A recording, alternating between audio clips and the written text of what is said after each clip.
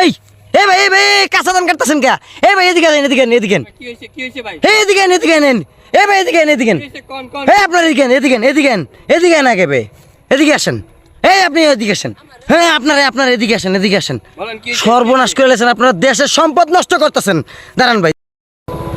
এই যে ভাই এই যে কাঁচা ধানগুলো যে আপনারা কাটতেছেন, আপনার আক্কেল পছন্দ নাই, দেশের সম্পদ নষ্ট করতেছেন।